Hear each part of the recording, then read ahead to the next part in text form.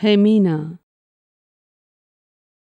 ಹೆಮೀನಾ ಹೇಳ್ತಾಳೆ, ನಿಮ್ಮ ಸತ್ಸಂಗದಲ್ಲಿ ಎಷ್ಟೋ ಬಾರಿ ಕೇಳಿದ್ದೇನೆ, ಎಲ್ಲಾ ಸಂಯೋಗ ಸೇರಿ ಯಾವುದೇ ಒಂದು ಕಾರ್ಯವಾಗುತ್ತೆ ಅಂತ.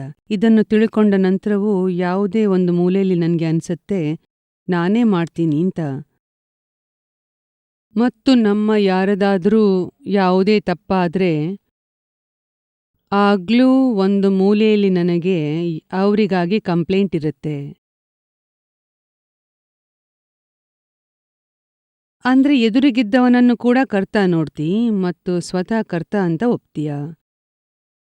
ಹಾಗಾದ್ರೆ ಇದು ಎಲ್ಲಿಯವರೆಗೆ ಯಾವುದೇ ಮೂಲೆಯಲ್ಲಿ ಬಿಲೀಫ್ ಇರುತ್ತೋ ಅಲ್ಲಿಯವರೆಗೆ ನೀನು ಸಂಪೂರ್ಣ ಅಕರ್ತ ಪದವಿಯನ್ನು ಪಡೆಯಲಾರೆ, ಈ ಪದವಿಗೆ ಬರಲಾರೆ. ಈ ಜಗತ್ತಿನಲ್ಲಿ ಯಾರೂ ಸ್ವತಂತ್ರ ಕರ್ತರಿಲ್ಲ, ಎಲ್ರೂ ಸಂಯೋಗದ ಅಧೀನರಾಗಿದ್ದಾರೆ. ಯಾವ ಸಂಯೋಗ ಯಾರನ್ನು ಎಲ್ಲಿಂದ ಎಲ್ಲಿಗೆ ಒಯ್ಯುತ್ತೆ ಇದ್ರ ಬಗ್ಗೆ ಯಾರಿಗೂ ಏನೂ ತಿಳಿದಿಲ್ಲ.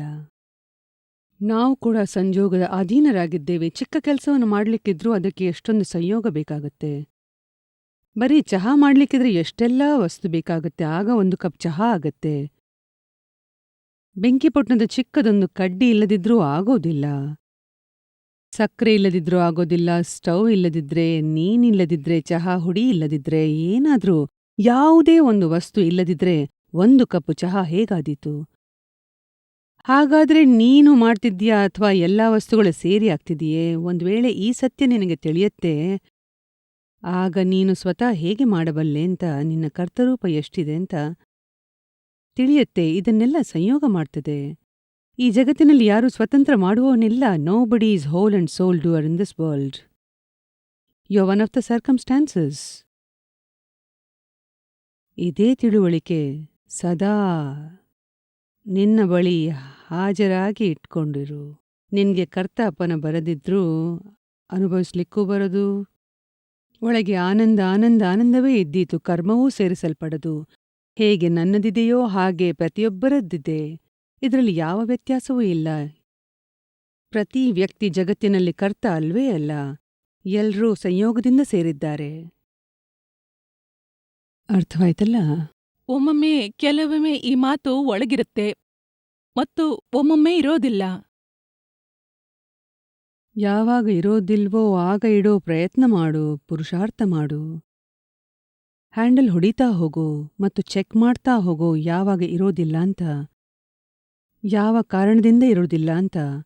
ಆಗ ನಿಂಗೆ ತಿಳಿದೀತು ಅಂದ್ರೆ ಏನು ವೀಕ್ನೆಸ್ ಇದೆ ನಿನ್ನೊಳಗೆ ಅಂತ, ಬಲಹೀನತೆ ಇದೆ, ಯಾವುದರ ಕಾರಣದಿಂದ ಈ ಜ್ಞಾನ ಹಾಜರಾಗೋದಿಲ್ಲ, ಅದನ್ನು ಹಿಡಿ. ನಂತರ ಹೀಗೂ ಅನ್ಸುತ್ತೆ ಅಂದ್ರೆ, ನಾನ್ ಯಾವಾಗ ಮಾಡ್ತೀನಿ, ನಾನ್ ಮಾಡ್ತಾ ಇದ್ದೀನಿ. ಈ ಮಾತು ಒಳಗಿದ್ರೆ ಮತ್ತು ಒಳಗೆ ಮಾನ ಕೂಡ ಬರುತ್ತೆ. ಹೌದು, ಅಲ್ಲಿ ಬಹಳ ಬರುತ್ತೆ, ಎಲ್ಲವೂ ಬರಬಹುದು. ಕ್ರೋಧ, ಮಾನ, ಮಾಯೆ, ಲೋಭ, ರಾಗ, ದ್ವೇಷ, ಪ್ರತಿ ವಸ್ತು ಬರಬಹುದು. ಆದ್ರೆ ಕರ್ತ ಯಾರಿರ್ತಾರೆ? ಅಹಂಕಾರ ಇರುತ್ತೆ. ಮತ್ತು ಅಹಂಕಾರ ಅಂತ ಯಾವುದಕ್ಕೆ ಅಂತಾರೆ? ನಾನು ಹೆಮೀನಾ, ಈ ಮಾನ್ಯತೆಗೆ. ಆ ಸಮಯದಲ್ಲಿ ನೀನು ಆತ್ಮದಲ್ಲಿ ಇರಲು ಸಾಧ್ಯವಿಲ್ಲ.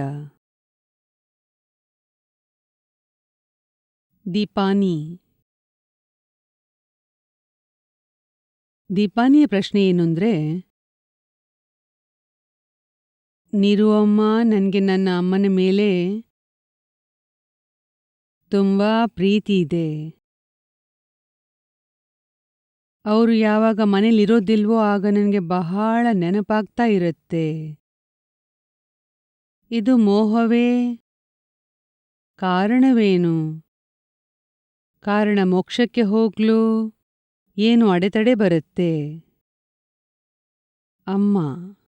ಅಮ್ಮನ ಮೋಹವೇ? ಹಾಗಾದ್ರೆ ನಿನ್ಗೆ ಮೋಕ್ಷಕ್ಕೆ ಹೋಗ್ಲಿಕ್ಕಿದೆ? ಅಮ್ಮನನ್ನ ಜೊತೆಗೆ ಒಯ್ಯಬೇಕು. ಅಲ್ಲಿ ಜೊತೆಲಿರ್ತಾಳೆ, ಅಲ್ಲಿ ಕೂಡ ಬರ್ತಾಳಾ? ಅಮ್ಮ ಇದ್ದಾಳೆ ಅಲ್ಲಿ ಮೋಕ್ಷದಲ್ಲಿ? ಇಲ್ಲ. ಅರೆ, ನಿಂಗೆ ಗೊತ್ತಿದೆ ಅಮ್ಮ ಇರೋದಿಲ್ಲ. ಮೋಕ್ಷಕ್ಕೆ ಯಾರು ಹೋಗ್ತಾರೆ? ಆತ್ಮ. ಆತ್ಮ ಹೋಗುತ್ತೆ. ಆತ್ಮದ ಯಾವ ಅಮ್ಮನೂ ಇರೋದಿಲ್ಲ, ಯಾವ ಮಗಳೂ ಇರೋದಿಲ್ಲ, ಏನೂ ಇರೋದಿಲ್ಲ, ಏನೇನೂ ಇರೋದಿಲ್ಲ.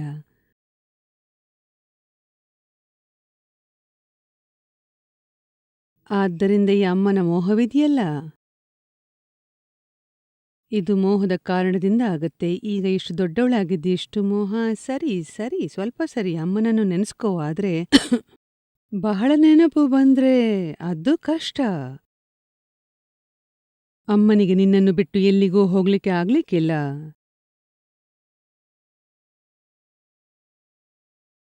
ಆದ್ದರಿಂದ ಈ ಮೋಹದಿಂದ ಹೊರಬರಲು ಏನಾದ್ರೂ ಉಪಾಯ ಮಾಡ್ತಿದ್ಯಾ ನೀನು? ಹಾ, ಏನ್? ಕ್ಷಮ ಯಾಚಿಸ್ತೇನೆ. ಯಾರದ್ದು? ಅಮ್ಮನದ್ದು. ಅಮ್ಮನ ಬಗ್ಗೆ ಮೋಹದ? ಬಹಳ ಒಳ್ಳೆಯದು. ಅಪ್ಪನಿಗಾಗಿ ಇಲ್ವೇ? ಇದೇ ತುಂಬಾ ಇದೆ. ನೋಡಿದ್ರಾ? ಎಲ್ಲಕ್ಕಿಂತ ಹೆಚ್ಚು ಅಪ್ಪನದ್ದು. ಓ, ಹಾಗಾದ್ರೆ ಎಲ್ಲಿ ನೋಡು ಅಲ್ಲಿ ಮೋಹವೇ ಮೋಹವಿದೆ. ಆದ್ರೆ ಇವೆಲ್ಲವುಗಳಿಂದ ಮುಕ್ತಳಾಗ್ಲೇಬೇಕಾಗತ್ತೆ. ಈಗ ಇರ್ಲಿ ಬಿಡು, ದೊಡ್ಡವಳಾದ ಮೇಲೆ ಬಿಟ್ರೂ ನಡೆಯತ್ತೆ. ಈಗ ಬಿಡ್ಲಿಕ್ಕಿದೆ. ಓ, ಈಗ್ಲೇ ಬಿಡ್ಲಿಕ್ಕಿದ್ಯಾ? ವಾ, ಮೋಹಕ್ಕೆ ಹೋಗ್ಲು ಚಡಪಡಿಸ್ತೀಯಾ?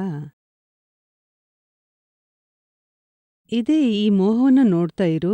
ಎಲ್ಲೆಲ್ಲಿ ಮೋಹವಾಗತ್ತೆ, ಹೇಗೇಗಾಗತ್ತೆ, ಮತ್ತು ಕ್ಷಮಿಸ್ತಾ ಇರು, ಬಿಟ್ಟು ಹೋಗುತ್ತೆ. ಆಮೇಲೆ ಪ್ರೇಮ ಇರತ್ತೆ ಮಮ್ಮಿ ಜೊತೆ, ಮತ್ತು ಮಮ್ಮಿದ್ದು ನಿನ್ ಜೊತೆ.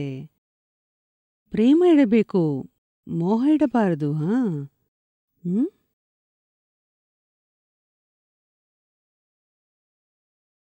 ಇನ್ನೇನಾದ್ರೂ ಕೇಳಿಕಿದ್ಯಾ? ನನ್ನ ಅಕ್ಕನ ಜೊತೆ ನನ್ನ ತುಂಬಾ ಜಗಳ ಆಗುತ್ತೆ. ಆದ್ರೂ ನಾನು ಅವಳನ್ನು ತುಂಬಾ ಪ್ರೀತಿಸ್ತೇನೆ.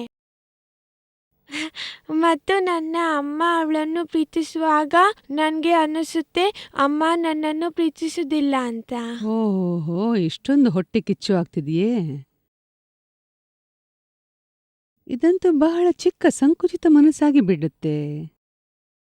ಮನಸ್ಸು ವಿಶಾಲವಾಗಿರಬೇಕು. ಅಮ್ಮ ಇಬ್ರನ್ನೂ ಪ್ರೀತಿಸ್ತಾಳೆ, ನಿನ್ನನ್ನೂ ಪ್ರೀತಿಸ್ತಾಳಲ್ಲ. ದೊಡ್ಡಕ್ಕ ಒಬ್ಳಿಗೆ ಕೊಡೋದಿಲ್ಲ, ಎಲ್ಲರಿಗೆ. ಅವಳಿಗಂತೂ ಎಲ್ಲರಿಗೂ ಕೊಡಬೇಕಾಗತ್ತೆ.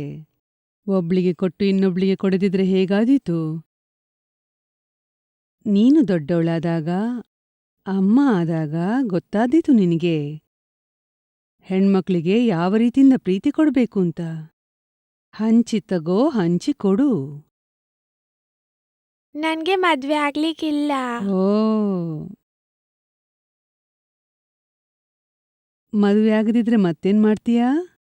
ಆಪ್ತಪುತ್ರಿ ಆಗ್ತೀನಿ. ಓ, ಆಪ್ತಪುತ್ರಿ ಆಗ್ಲಿಕ್ಕಿದ್ಯಾ?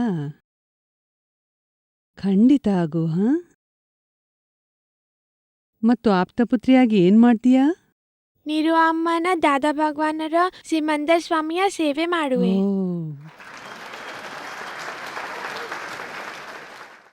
ಬಹಳ ಒಳ್ಳೆಯದು. ಪೂರ್ಣ ಜಗತ್ತಿನ ಸೇವೆ ಮಾಡು. ಸರಿ. ನಿರುವಮ್ಮ, ನಮಸ್ಕಾರ. ಹೇಳು. ಮನುಷ್ಯನಿಗೆ ಗೊತ್ತಿದೆ ಕೆಟ್ಟತನದ ಫಲ ಕೆಟ್ಟದೇ ಸಿಗುತ್ತೆ ಅಂತ. ಆದ್ರೂ ಮನುಷ್ಯ ಅನೀತಿ ಮಾಡ್ತಾನೆ, ಸುಳ್ಳು ಹೇಳ್ತಾನೆ, ಮತ್ತು ಈ ಆಚರಣೆಯಿಂದ ಆತ ಸದಾ ದುಃಖ ಪಡಿತಾನೆ. ಮತ್ತು ದುಃಖ ಪಡುವಾಗ ದೇವರನ್ನು ಅಥವಾ ತನ್ನ ಭಾಗ್ಯವನ್ನು ಹಳೆಯುತ್ತಿರ್ತಾನೆ. ಆದ್ದರಿಂದ ಈ ದುಃಖದ ಮುಕ್ತಿಗಾಗಿ ಈ ಅಕ್ರಮ ವಿಜ್ಞಾನದಲ್ಲಿ ಯಾವುದೇ ದಾರಿ ನೀವು ತೋರಿಸ್ತೀರಾ? ಇದು ನನ್ನ ಪ್ರಶ್ನೆ. ಖಂಡಿತ ತೋರಿಸುವೆವು. ಎಲ್ಲಾ ದುಃಖಗಳಿಂದ ಮುಕ್ತಿಯ ದಾರಿ ತೋರಿಸುವೆವು. ಯಾವುದೇ ದುಃಖ ನಮ್ಮನ್ನು ಸ್ಪರ್ಶಿಸಲೇಬಾರದು. ಯಾವ ದುಃಖವೂ ನಮ್ಮನ್ನು ಸ್ಪರ್ಶಿಸದಂತೆ ದಾರಿ ತೋರಿಸುವೆವು. ಮಾನವ ಕೆಟ್ಟದನ್ನು ಮಾಡ್ತಾನೆ, ಗೊತ್ತಿರುತ್ತೆ ಅವನಿಗೆ. ಆದ್ರೆ ಅವನ ಕೈಯಲ್ಲಿ ಕಂಟ್ರೋಲ್ ಇರೋದಿಲ್ಲ. ಒಳ್ಳೆತನ ಅಥವಾ ಕೆಟ್ಟತನ ಒಂದು ಸಲ ಆ ಬುಗುರಿ ಇದೆಯಲ್ಲ ಟಾಪ್, ಒಂದು ಬಾರಿ ಎಸೆದ್ರೆ ಮತ್ತದು ತನ್ನಷ್ಟಕ್ಕೆ ತಿರುಗತ್ತೆ. ಎಸೆಯುವವನ ಕಂಟ್ರೋಲ್ ಆ ಬುಗುರಿ ಮೇಲೆ ಇರೋದಿಲ್ಲ. ಹಾಗೇನೇ ಎಲ್ಲಾ ಮನುಷ್ಯರು ಬುಗುರಿಯಂತೆ ಇರ್ತಾರೆ.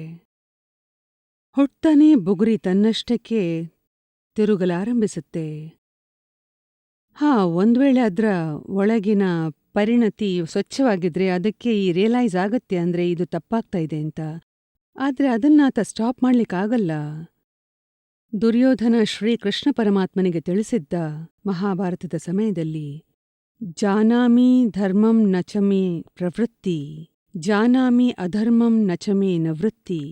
ನಾನು ಧರ್ಮವನ್ನು ತಿಳಿದಿದ್ದೇನೆ, ಆದರೆ ಧರ್ಮದಲ್ಲಿ ಪ್ರವೃತ್ತನಾಗಲಾರೆ.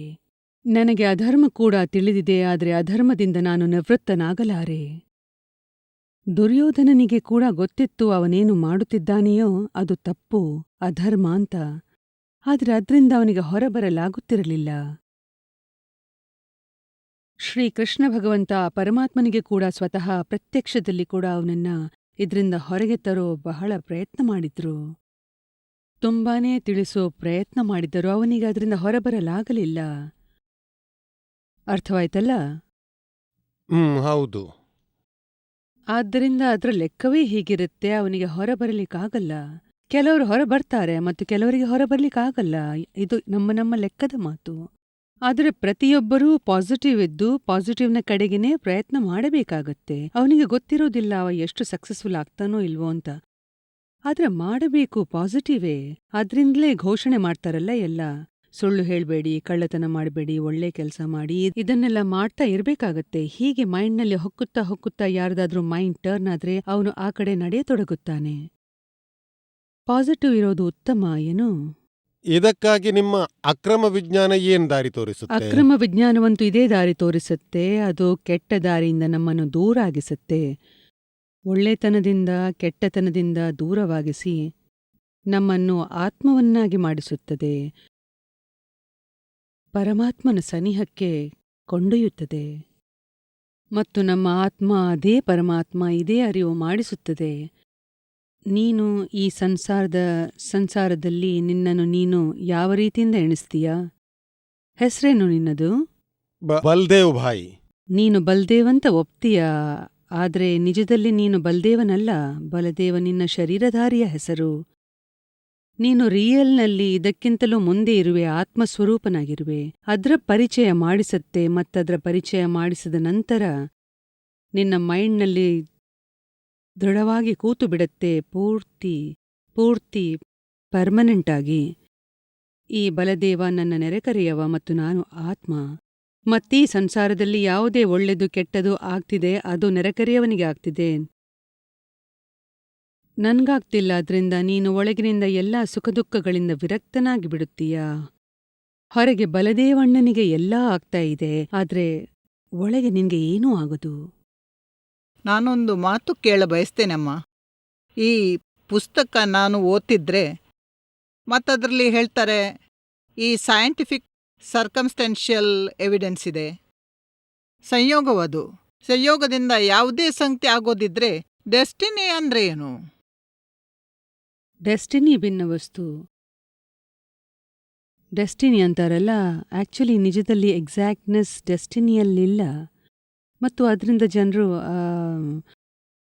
ತಪ್ಪು ದಾರಿ ಹಿಡಿತಾರೆ. ನೋಡಪ್ಪ, ನನ್ನ ಡೆಸ್ಟಿನಿಯಲ್ಲಿ ಏನಿದೆಯೋ ಆಗಬಹುದು ಹಾಗೆ ಹೇಳ್ಕೊಂಡು ಈಗೀಗ ಜನರು ಪುರುಷಾರ್ಥ ಮಾಡೋದನ್ನ ನಿಲ್ಲಿಸಿಬಿಡುತ್ತಾರೆ. ಹಾಗೆ ಅದು ಏಕಾಂಕಿತವಲ್ಲ. ನೀನು ಕಾರ್ಯ ಮಾಡ್ತಾ ಹೋಗು ಮತ್ತು ಬಂದ ಫಲ ಅದು ನಿನ್ನ ಡೆಸ್ಟಿನಿ. ಆದ ನಂತರ ಹೇಳು, ಮೊದಲು ಹೇಳಬೇಡ. ಜನರು ಮೊದಲೇ ಹೇಳಿಬಿಡ್ತಾರೆ ಮತ್ತು ಮಾಡೋದೇನೂ ಇಲ್ಲ. ಆದ್ರೆ ನಾನೇನು ಕರ್ಮ ಮಾಡ್ತಿದ್ದೇನೆ ಅಥವಾ ಮಾಡ್ತಾ ಬಂದಿದ್ದೇನೆ ಇದುವರೆಗೆ ಈ ಜೀವನದಲ್ಲಿ, ಆ ಕರ್ಮಗಳ ಫಲ ಏನು ಇದೇ ಜೀವನದಲ್ಲಿ ಸಿಗುತ್ತಾ ಅಥವಾ ಅದು ಮುಂದಿನ ಜೀವನದಲ್ಲ?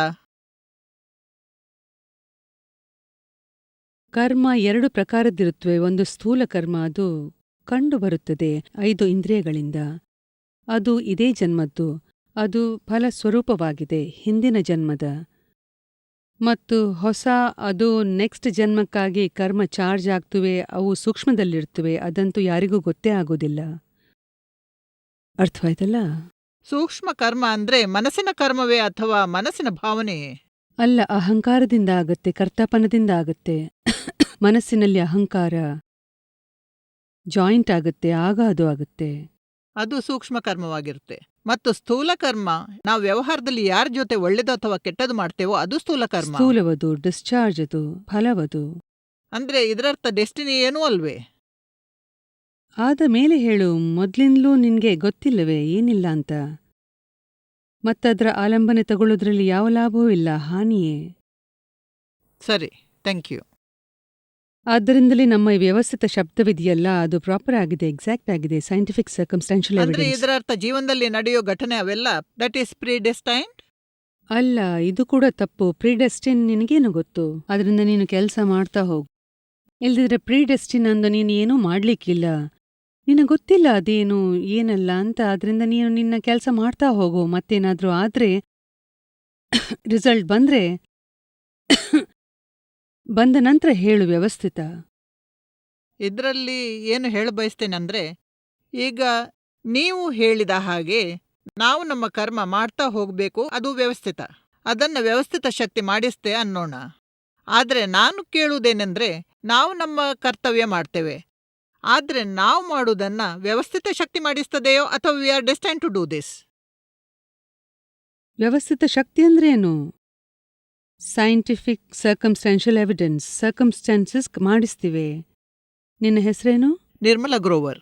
ಹಾ, ನಿರ್ಮಲಾ ಗ್ರೋವರ್ಗೆ ಮಾಡಿಸ್ಲಿಕ್ಕಿದೆ. ನೀನು ಇದ್ರಿಂದ ಭಿನ್ನವಾಗಿದ್ದಿ, ಶುದ್ಧಾತ್ಮ ನೀನು. ಈಗ ನೀನು ಜ್ಞಾನ ತಗೊಂಡ ನಂತರ ಶುದ್ಧಾತ್ಮ ಆದಿ, ನಿರ್ಮಲಾಳಿಂದ ಭಿನ್ನವಾದಿ.